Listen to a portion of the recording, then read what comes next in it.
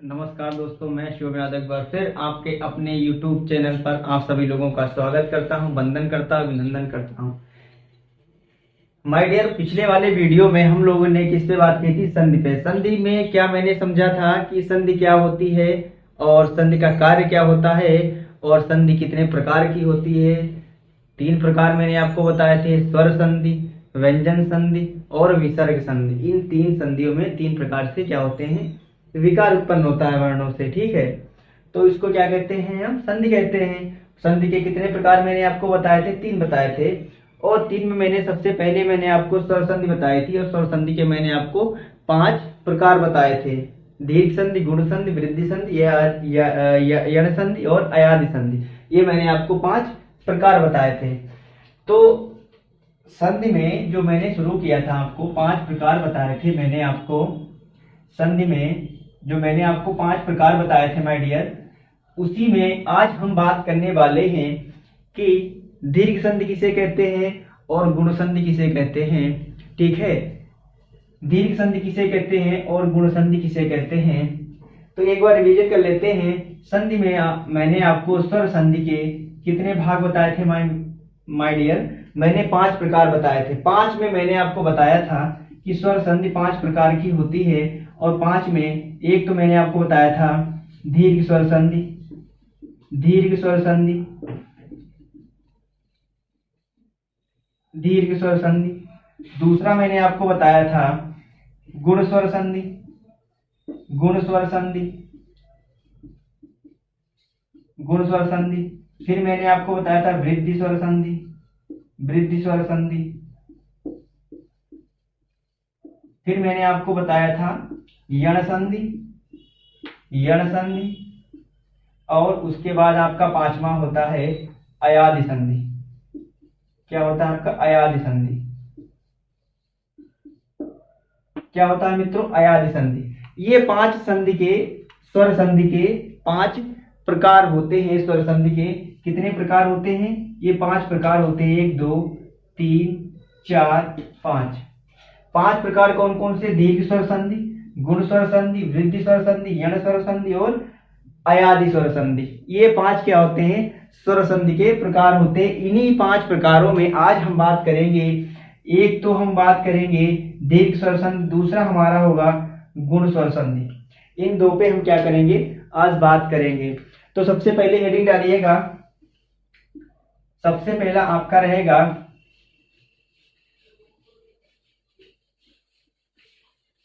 सबसे पहला आपका रहेगा गुण स्वर संधि। कौन सा रहेगा? सॉरी, आपका दीर्घ स्वर संधि। कौन सा पहला आपका है? दीर्घ स्वर संधि। सबसे आपके पहला है दीर्घ स्वर संधि। कौन सा? दीर्घ स्वर संधि। दीर्घ स्वर संधि किसे कहते हैं, इस चीज को आइए समझते हैं एक नजर में। अगर आपसे एक चीज बताइए, अगर आपसे पूछा जाए संधि का विलोम क्या होता है, तो संधि का विलोम विग्रह होता है। क्या होता है? विग्रह होता है। ठीक। दीर्घ स्वर संधि, दीर्घ स्वर संधि। अब दीर्घ स्वर संधि किसे कहेंगे, इस चीज को समझिएगा कि दीर्घ स्वर संधि किसे कहते हैं। तो इसमें क्या होता है? यदि यदि किसी यदि किसी संधि यदि किसी संधि के पहले पहले खंड यदि किसी संधि के पहले खंड का पहले खंड का पहले खंड का अंतिम अक्षर या हम कह सकते हैं वर्ण, अंतिम अक्षर या वर्ण क्या होना चाहिए? आपका क्या होना चाहिए? आपका होना चाहिए आ, छोटा आ और बड़ा आ, छोटी बड़ी, छुटऊ बड़ऊ और री तथा री। री में से क्या होना चाहिए? री में से कोई एक होना चाहिए, कोई एक होना चाहिए तथा द्वितीय खंड के, मतलब दूसरे वाले खंड का प्रथम अक्षर, पहले वाले खंड का अंतिम अक्षर या वर्ण में आ ई उ तथा री में से कोई एक होना चाहिए तथा द्वितीय वाले खंड में द्वितीय खंड का प्रथम अक्षर, द्वितीय खंड का का प्रथम अक्षर क्या होना चाहिए? इन्हीं में से कोई एक होना चाहिए, या तो आ होना चाहिए, या बड़ा आ होना चाहिए, या ई, या बड़ी ई, या छोटा ऊ, या बड़ा ऊ, तथा री में से कोई एक होना चाहिए। तो री में से कोई एक होना चाहिए। तो ये क्या करेंगे? तो ये होना चाहिए। तो ये क्या करेंगे? ये दीर्घ हो जाएंगे। क्या हो जाएंगे? दीर्घ हो जाएंगे। जब ये दोनों मिलेंगे तो क्या हो जाएंगे माय डियर? ये क्या हो जाएंगे? दीर्घ बन जाएंगे। क्या बन जाएंगे? दीर्घ बन जाएंगे। तो इसी को क्या कहते हैं? दीर्घ हो जाएंगे, होना चाहिए। तो ये दीर्घ हो जाएंगे, तो इसे दीर्घ स्वर संधि कहते हैं। इसे दीर्घ स्वर संधि कहते हैं। क्या कहते हैं? दीर्घ स्वर संधि कहते हैं। मतलब पहले वाले खंड के अंतिम में आ, ई, उ तथा री में से कोई एक होना चाहिए, तथा द्वितीय खंड के अंतिम अक्षर में छोटा आ, बड़ा आ, छोटी ई, बड़ी ई, छोटा ऊ, बड़ा ऊ तथा री में से कोई एक होना चाहिए। तो ये क्या हो जाएंगे? अपने में दीर्घ हो जाएंगे। क्या हो जाएंगे? दीर्घ हो जाएंगे। जैसे अगर देखिएगा, इसमें क्या होगा कि जैसे पहले वाले खंड से मैं क्या लूं? आ लूंगा, तो आ के साथ में अगर आ ही लूंगा द्वितीय खंड से, तो क्या बन जाएंगे? अपने का दीर्घ हो जाएगा। ये क्या हो जाएगा? अपने का क्या हो जाएगा? दीर्घ हो जाएगा। उसके बाद अगर मैंने आ के साथ आ लिया, पहले वाले खंड में आ था, दूसरे में भी आ था, तो ये अपने का दीर्घ हो गया ना। उसके बाद आय लिया मैंने और इसके साथ दूसरे खंड में बड़ा आ आया, तो भी क्या हो जाएगा? अपने का ही हर हाल में दीर्घ ही होगा। ये क्या होगा? दीर्घ ही होगा। अगर मैंने इधर बड़ा आ लिया और इधर भी बड़ा आ आया, तो भी क्या हो जाएगा? दीर्घ। अगर इधर बड़ा आ आया और इधर छोटा आ आया, तो भी अपने में क्या हो जाएगा? ये दीर्घ हो जाएगा। तो देखिए यहाँ पे क्या हो रहा है? दीर्घ हो रहे हैं। मतलब पहले वाले खंड में भी क्या आ रहा है? ह्रस्व आ रहा, दूसरे में भी ह्रस्व आ रहा, लेकिन दोनों मिलके क्या बना रहे हैं? दीर्घ कर रहे हैं। ऐसे ही अगर ई का अगर कॉन्सेप्ट देखें, अगर ई अगर इधर आया धन के पहले और धन के बाद भी छुट्टी ई आया, तो अपने का बड़ी ई बना देगा ये। अगर इधर छुट्टी ई आया और इधर इधर बड़ी ई आया, तो भी अपने का ये क्या कर देगा? दीर्घ कर देगा। अगर ई आया और अगर इधर बड़ी ई आया, इधर भी बड़ी ई और इधर भी बड़ी ई, तब भी अपने का दीर्घ हो जाएगा ये। अगर इधर बड़ी ई और अगर इधर छोटी ई आया, तो भी अपने का ये क्या माय मित्रों? क्या हो जाएगा माय डियर? तब भी क्या हो जाएगा? ये दीर्घ ही हो जाएगा। क्या हो जाएगा? दीर्घ ही हो जाएगा। तो ये क्या हो रहे हैं? दीर्घ हो रहे हैं। क्या हो रहे हैं? ये दीर्घ हो रहे हैं। ठीक है। धन के पहले भी अगर ई आया और धन के बाद में भी छुट्टी ई आया, तब भी अपने का दीर्घ हो जाएगा। और अगर धन के पहले अगर छुट्टी ई आया और धन के बाद में भी अगर बड़ी ई आया, तो भी अपने का ये क्या हो जाएंगे? दीर्घ ही बनाएंगे। मतलब एक ही समान के जब दो स्वर मिलेंगे, तो वो अपने में क्या? दीर्घ ही बनाएंगे। ऐसे ही अगर छोटा ऊ का देखिए, तो अगर इधर छोटा ऊ और इधर बड़ा ऊ मिलेगा, तब भी ये क्या बनाएगा? बड़ा ऊ। अगर इधर छोटा ऊ और इधर बड़ा ऊ मिलेगा, तब भी ये बड़ा ऊ बनाएगा। अगर इधर बड़ा ऊ मिला और इधर भी बड़ा ऊ मिला, तब भी अपने का बड़ा ऊ ही बनाएगा। और अगर इधर बड़ा ऊ मिला और अगर इधर भी बड़ा ऊ छोटा ऊ मिला, तब भी ये क्या बनाएगा? बड़ा ऊ ही बनाएगा। तो कहने का मतलब दोनों एक ही समान के स्वर मिलेंगे, ह्रस्व मिलेगा, ह्रस्व स्वर एक समान मिलेगा, तब भी दीर्घ बनाएगा।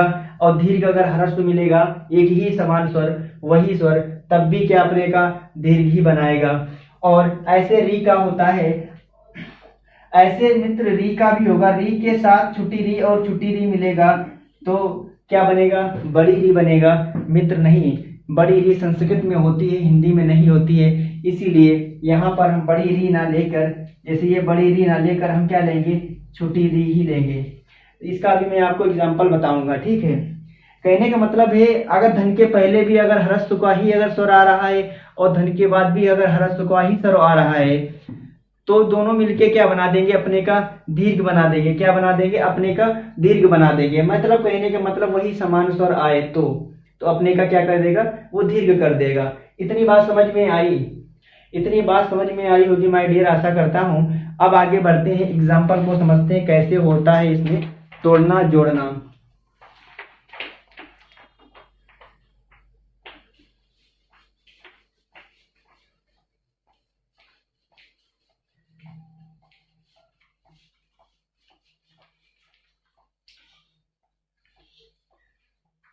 जैसे मैं अगर पहला एग्जाम्पल लूं तो पहला अगर मैं इसमें उदाहरण लेता हूं, अगर मैं यहाँ पे स्वार्थी ही पहला उदाहरण ले लेता हूं, स्वार्थी, तो स्वार्थी को जब हम तोड़ेंगे तो किसी जब संधि हम करते हैं तो संधि को करते समय हमें एक चीज ध्यान रखनी चाहिए, जिस भी संधि का हम विच्छेद करते हैं तो उन दोनों खंडों का कोई ना कोई अर्थ होना चाहिए, अर्थवान रहना चाहिए।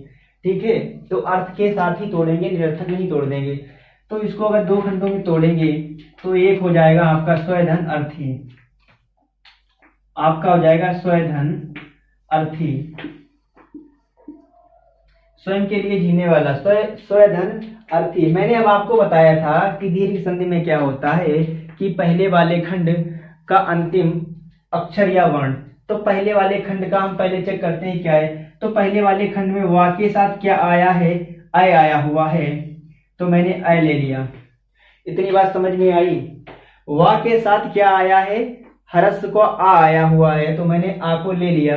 ठीक है, अभी आगे और समझाते हैं। अब दूसरे वाले खंड का मैंने आपको बताया पहला वर्ण या अक्षर लेना होगा, दूसरे वाले खंड का पहला वर्ण या अक्षर लेना होगा।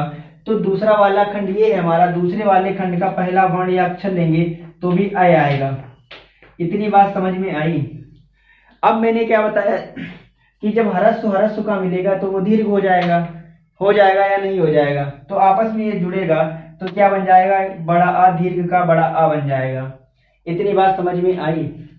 अब आगे क्या करना है, अब क्या करना है, मैंने जब यहां से वहां से मैंने जब आ को ले लिया तो यहाँ पे क्या हलंत के साथ वा बचा, क्योंकि स्वर रहित व्यंजन बन गया वो, तो यहाँ क्या बचा, स्वय बचा ना, स्वय बचा ना। ठीक है, और उसके बाद अब मैंने क्या किया, अब इस अय को मैं यहाँ ले आऊंगा, कहा यहाँ मैं ले आया इसको। ठीक है, जब ये दीर्घ बन गए दोनों तो मैं इन्हें इसको उठा के यहाँ ले आया। ठीक है, इतनी बात समझ में आई। उसके बाद यहाँ क्या बचा था, 3 बचा था, इसको मैंने उठा के इसको मैंने यहाँ रख दिया। ठीक है, अब क्या करना है, अब इस स्वर रहित व्यंजन में इस बड़ा आ को हमें जोड़ देना है, तो ये क्या बन जाएगा, स्वय। क्या बन जाएगा, जब स्वर रहित व्यंजन में बड़ा आ जोड़ेंगे तो ये स्व हो जाएगा ना, स्व जोड़ दिया और यहाँ 3 जोड़ देंगे तो ये स्वार्थी। क्या हो जाएगा, स्वार्थी। क्या बन जाएगा, ये स्वार्थी। इतनी बात समझ में आई, इतनी बात समझ में आई होगी, आशा करते हैं। दूसरा वाला अगर हम खंड लेना चाहें, दूसरा अगर एग्जाम्पल इसका मैं लेना चाहूं, एक सबसे इंपॉर्टेंट अगर एग्जाम्पल लेना चाहूं तो भूर्जा ले सकता हूं मैं, भूर्जा। अब इसमें क्या होगा, देखिए इसको जब हम तोड़ेंगे दो खंडों में तो इसका क्या हो जाएगा, भूधन ऊर्जा। क्या हो जाएगा, भूधन ऊर्जा, भूधन ऊर्जा। क्या हो जाएगा, भूधन ऊर्जा। अब क्या करा, मैंने कहा पहले वाले खंड का अंतिम लेना है तो पहला ही एक ही दिया है तो क्या लेंगे, बड़ा ओ, और इधर से मैं क्या लूंगा, द्वितीय वाले खंड का पहला लूंगा मैं तो बड़ा ओ। इतनी बात समझ में आई, तो बड़ा ओ मैंने ले लिया।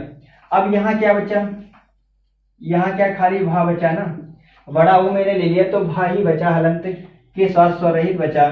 उसके बाद मैंने आपसे बताया दोनों मिलके क्या बनाएंगे, दीर्घ, तो ये दोनों मिलके बना दिए दीर्घ, तो बड़ा ओ ये बन गया, दोनों मिलके बना दिए बड़ा ओ। अब क्या होगा, इसके बाद यहां से मैंने बड़ा ऊ ले लिया था तो यहाँ क्या बचा, रजा बचा। अब इस बड़ा ऊ को मैं यहाँ जोड़ूंगा आके, और इस रजा को मैं उठा के यहाँ ले आऊंगा, यहाँ ले आया मैं उठा के। अब इसको हलंत को हटाना है तो मैं इस स्वर को कहाँ जोड़ूंगा, इसके साथ, तो ये बन जाएगा भू, और रजा को मैं यहाँ जोड़ दूंगा तो क्या बन जाएगा, भूर्जा। इतनी बात समझ में आई, इतनी बात समझ में आई होगी कि मैंने कहा कि संधि को दो टुकड़ों में, दो सार्थक टुकड़ों में तोड़ेंगे। तोड़ने के बाद पहले वाले खंड का अंतिम देखेंगे कौन सा स्वर आ रहा है, फिर दूसरे वाले के प्रथम वाले में देखेंगे कि कौन सा स्वर आ रहा है। दोनों समान स्वर आएंगे तो बना देंगे अपने का दीर्घ। क्या बना देंगे, अपने का दीर्घ बना देंगे। क्या बना देंगे? अपने का दीर्घ बना देंगे। ऐसे इसमें पहले वाले का देख लिया बड़ा ऊ मिला, दूसरे वाले का प्रथम देख लिया बड़ा ऊ मिला, दोनों मिला के दीर्घ बना दिए। और इधर से जब बड़ा ऊ निकाल दिया तो भय बचा हलंत के साथ। उसके बाद इस बड़ा ऊ को मैं यहाँ ले आया और यहाँ से बड़ा ऊ मैंने निकाल लिया था तो रजा ही बचा था, इसको मैंने यहाँ जोड़ दिया के। अब इसको हटाना है हलंत को, तो मैं इस बड़ा ऊ को इसमें जोड़ूंगा तो ये भू हो जाएगा और रजा को इसके साथ जोड़ दूंगा तो बन जाएगा भूर्जा। शब्द बना या नहीं बना? बन गया। तोड़ना आया होगा। इसके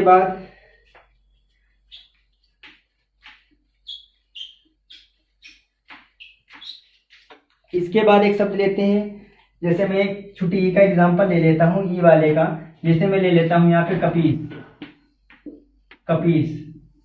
तो इसको मैं तोड़ूंगा कपिधन ईस। इसको मैंने तोड़ा कपिधन ईस। अब यहां से क्या मिला हमको? छोटी ई, और यहां से मिला हमको बड़ी ई। मैंने अभी बताया था छोटी ई और बड़ी ई मिलेगा तब भी क्या बनाएगा? बड़ी ई। अब यहां से छोटी ई निकालिए तो ये बचा क्या? कप। ठीक है। अब इस बड़ी ई को मैं यहाँ लिख दूंगा। ठीक है। इसके बाद जब यहाँ से बड़ी ई निकाल लिया तो यहाँ क्या बचा था? सा।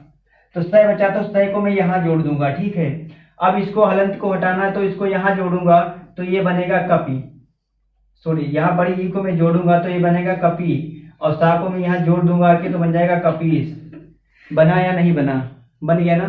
तो कौन सा शब्द बना? कपीस। कपिधन ईस में तोड़ा। तोड़ने के बाद देखा क्या विकार हो रहा है।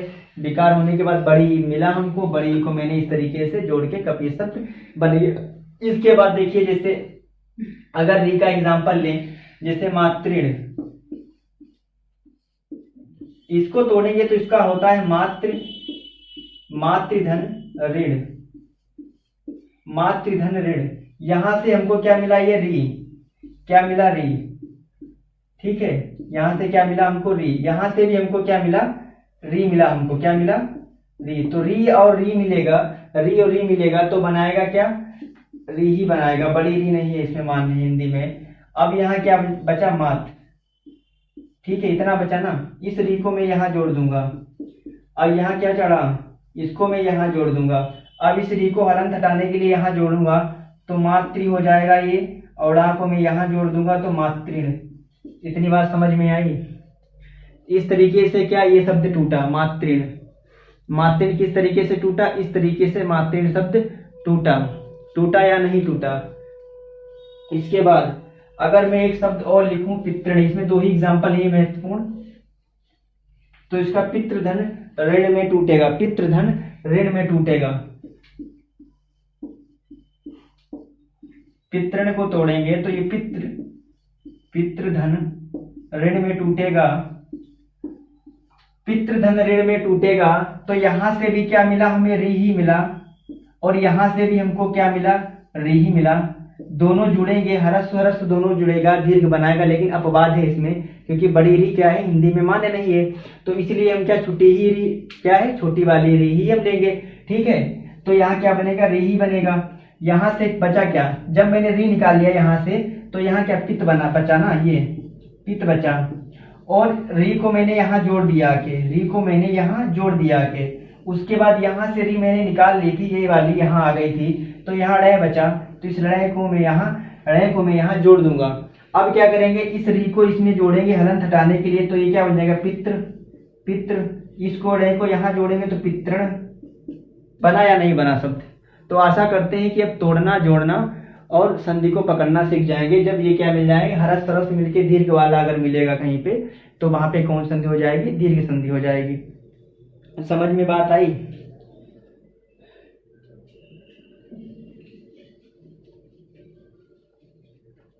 ये तो थी हमारे दीर्घ संधि के उदाहरण। एक इसमें अगर और एग्जाम्पल लेना चाहें तो सबसे इंपॉर्टेंट है भूधर्व। अगर इसको तोड़ेंगे भूधन उधर्व,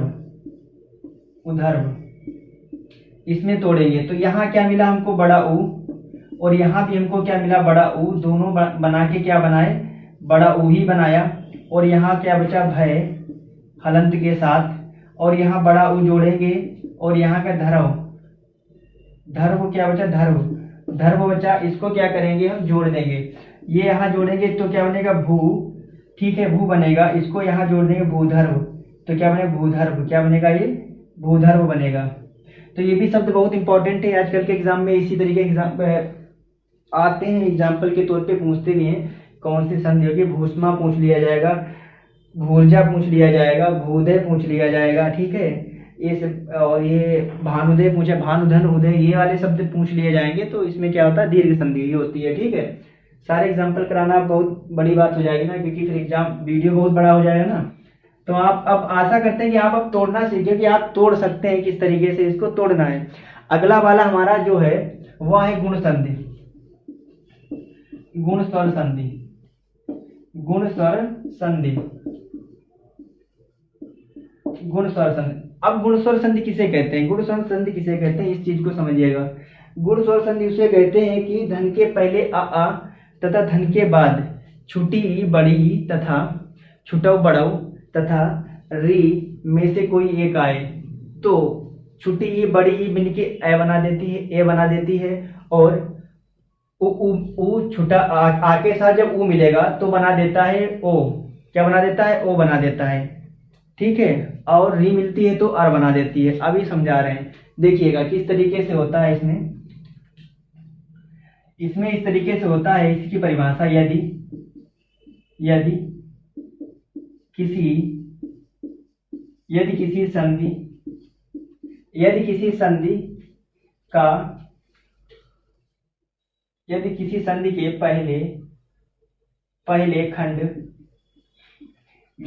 संधि के पहले खंड का अंतिम अक्षर या वर्ण क्या होना चाहिए, आ या बड़ा आ में से कोई एक होना चाहिए। आ तथा में से आ में से कोई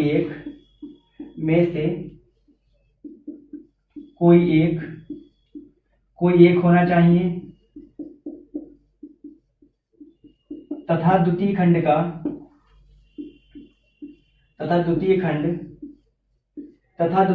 का प्रथम अक्षर तथा द्वितीय खंड का प्रथम अक्षर क्या होना चाहिए, छुटी ई बड़ी ई छुटऊ बड़ऊ तथा री में से कोई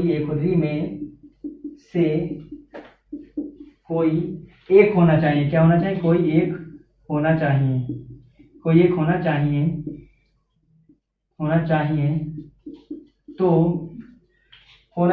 तो क्या होगा, तो ई और बड़ी ई का क्या हो जाएगा, ए हो जाएगा, क्या हो जाएगा, ए हो जाएगा। और छोटा ऊ और बड़ा ऊ का क्या हो जाएगा, ओ हो जाएगा। मतलब कहने का मतलब जहां पर एक चोटी मिल जाएगी वहां पे गुण संधि होती है, इसका तरीका है, ठीक है। और उसके बाद माय डियर री का क्या हो जाएगा, अर हो जाता है, री का क्या हो जाता है, अर हो जाता है। आ के साथ क्या मिलेगा, हाँ आ के साथ मिलेगा, तो आ के साथ री मिलेगा तो अर हो जाएगा, ये चीज है ना। ई का क्या हो, ई अगर ई और बड़ी ई मिलेगा तो क्या हो जाएगा, ए हो जाएगा, और ऊ मिलेगा, बड़ा ऊ मिलेगा तो क्या हो जाएगा, ओ हो जाएगा, री मिलेगा तो अर हो जाएगा। ये इसका नियम है, ठीक है। अब इसके एग्जाम्पल को हम समझते हैं। देखिए, अगर इसके एग्जाम्पल को अगर हम समझें तो इसके एग्जाम्पल में आप समझिएगा,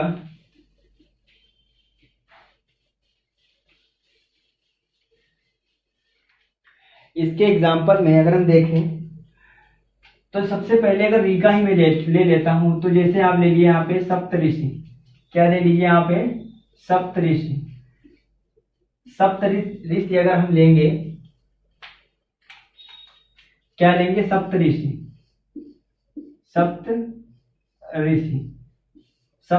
अगर इसको तोड़ेंगे तो सप्त धन ऋषि में ही इसको तोड़ेंगे, इसको। मैंने आपको क्या बताया कि पहले वाले खंड का अंतिम अगर कोई क्या होना चाहिए, आ या बड़ा आ में से कोई एक होना चाहिए। तो यहाँ पे आ मिला हमको, क्योंकि यहाँ पे ता के साथ आ ही है ना। अगर बड़ा ता बना होता तो हम बड़ा आ लेते ना। यहाँ पे क्या हरस्व के साथ आया ना, हरस्व वाला आया हुआ है, तो हम छोटा आ लेंगे। इसके बाद क्या है, री, तो इस री को मैं यहाँ लूंगा। दोनों मिलके क्या बना देंगे, अर। जब माय डियर ये अर बना देंगे तो यहाँ क्या बचा, मैंने यहाँ से स्वर ले लिया था तो ये बचा क्या, सप्त। ठीक है, इस अर को मैं यहाँ जोड़ दूंगा, क्या, यहाँ इस अर को जोड़ दूंगा और यहाँ क्या बचा था, सी, तो इस सी को यहाँ जोड़ दूंगा। अब क्या होगा देखिए, अब इसको कैसे जोड़ना है, अब समझिए इसको कैसे जोड़ना है। अब यहाँ देखिए ये आ स्वर है ना, इस स्वर को इस हलंत के साथ, इस हलंत को हटाना है तो इसके साथ जोड़ेंगे तो ये क्या बन जाएगा, सप्त। आप जानते हैं रेफ क्या होता है, पहले होता है लेकिन लगता बाद में है, पहले होता है लगता बाद में। अब ये कहाँ चला जाएगा, यहाँ। ठीक है, जब यहाँ रह चले जाएगा तो ये क्या जाए, सप्त ऋषि, सप्त ऋषि। ये तो हो गया सप्त ऋषि। इसके बाद आप एक और देखिए महर्षि, अगर देखें अगर इसका एग्जांपल, इसका क्या हो जाए, महाधन।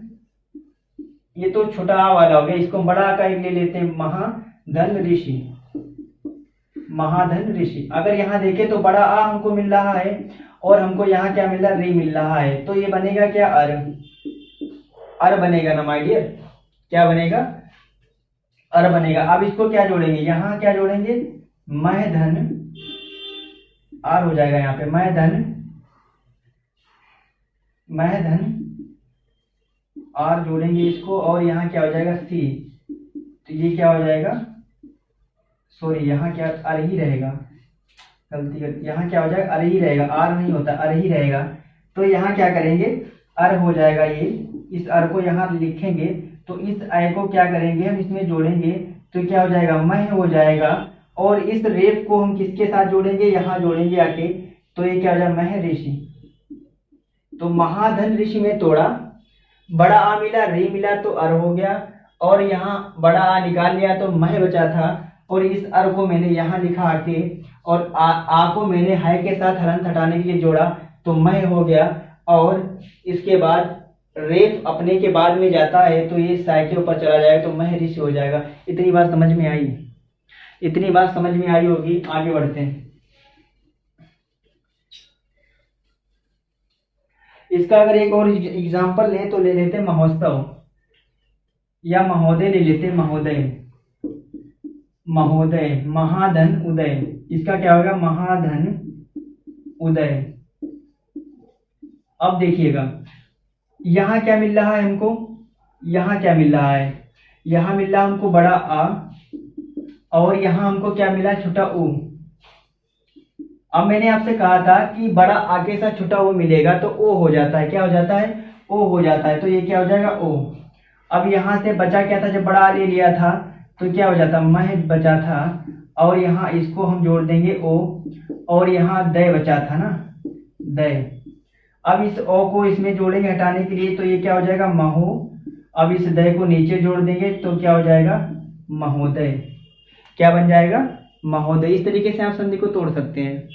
मैं आपको तोड़ना सिखा रहा हूँ, अब जोड़ना भी सिखा देंगे, कोई दिक्कत वाली बात नहीं। जोड़ने में भी क्या है, इसे जोड़ भी तो सकते हो कि आ उ मिला तो ओ बनाएगा, तो इसके साथ जब ये हट जाता है तो हटेगा तो ओ इसमें जुड़ेगा तो क्या, महो हो जाएगा, और ये तो जुड़ के तभी तो ओ बनाना, तो इसको दय को जोड़ देंगे तो हो जाएगा महोदय। इस तरीके से जोड़ भी सकते हैं इसको। इसके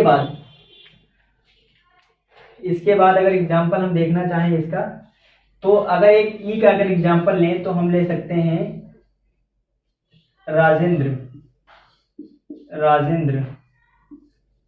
तो राजा धन इंद्र होता है इसका, राजा धन इंद्र, राजा धन इंद्र। अब यहाँ देखिए यहाँ क्या मिला, बड़ा आ, और यहाँ क्या मिला हमको, ई मिला, तो ये मिलके क्या बनाएंगे, ए बनाएंगे। क्या बनाएंगे, ए बनाएंगे, आई नहीं ए बनाएंगे, एक मात्रा। तो अब क्या करेंगे, यहाँ क्या बचा, राज, माय डियर, यहाँ बचा राज। इस ए को यहाँ लेंगे, ठीक है। ई ले लिया था मैं, इसके साथ ये इतना बचा आधा वाला भाग, ठीक है। अब इसको क्या करेंगे, इसको यहाँ जोड़ेंगे तो ये राजे, राजे, राजे हो गया ना। आई को इसके साथ जोड़ेंगे राजे, और इसको जोड़ने तो क्या बन जाएगा, राजेंद्र। ऐसे महेंद्र भी होता है, ठीक है, ऐसे महेंद्र भी आपको मिलेगा, राजेंद्र, महेंद्र। तो ये सब क्या मिलेंगे आपको, एग्जाम्पल इसके देखने को मिलेंगे। तो कहने का मतलब ये सारे इंपॉर्टेंट है, और अगर आप एग्जाम्पल देखेंगे तो आपके पास पुस्तक होगी तो आप उसको तोड़िएगा। तोड़ने के बाद जितने आपको समझ में आए जैसे आपको मिल जाता है राजा राज ऋषि, तो राजा धन ऋषि क्या हो जाएगा, राजा धन ऋषि। तो ऐसे आपको बहुत से एग्जाम्पल मिलेंगे। ठीक है, तो आप जब गुण संधि वाली अगर बुक आपके पास अगर हो हिंदी की, तो उसमें आप गुण संधि वाले जितने भी एग्जाम्पल्स हैं उनको इसी तरीके से तोड़िएगा। एक बार प्रैक्टिस करिएगा तो सारे आपसे टूटने लगेंगे। जब टूट जाएंगे आपसे सारे, तो फिर आप उनको भूलेंगे तो पहली बात है नहीं, फिर सारे आपको एकदम से बेसिक से आपको सारी चीजें क्लियर हो जाएंगी। तो मैंने आपको यहाँ एकदम बेसिक से तोड़ना सिखाया है। ठीक है, अब आप इसको तोड़ सकते हैं। ठीक है, अगले वाले वीडियो में हम समझेंगे वृद्धि संधि किसे कहते हैं, अयादि संधि कहते हैं। अगर समय मिलता रहेगा तो उसमें हम आपकी यण संधि और वृद्धि को समझेंगे, और अगर समय रहा तो मैं उसको उसी में यण संधि भी समझ लेंगे। ठीक है, क्योंकि थोड़ा वहां पे थोड़ा ज्यादा टाइम लगेगा, जो दो संधियां है वो उसमें तो और थोड़ा टाइम लगेगा, क्योंकि उसमें और भी सारी चीजें बतानी पड़ती हैं। ठीक है, तो आशा करते हैं। और इसके स्वर संधि के फिर बाद में मैं आपको जो इसके अपवाद भी हैं, जो आजकल के एग्जाम में आजकल पूछे भी अपवाद ही जा रहे हैं। ठीक है, तो वो मैं आपको लास्ट में बताऊंगा कि कौन कौन से दीर्घ संधि, गुण संधि या वृद्धि किसी के भी जो अपवाद हैं वो मैं आपको बताऊंगा। ठीक है, अभी फिलहाल मैं इस टॉपिक को इसी तरीके से समझूंगा कि क्या क्या चीजें हैं, अपवाद को हम बाद में समझेंगे। ठीक है, आशा करते हैं माय डियर समझ में आया होगा, मजा आया होगा। लाइक करिएगा, शेयर करिएगा, देखिए किस तरीके से पसीना बह रहा है। ठीक है, हम भी मेहनत कर रहे हैं, तो थोड़ा लाइक करिए, शेयर करिए, सब्सक्राइब करिए। बाय बाय, धन्यवाद। ठीक है।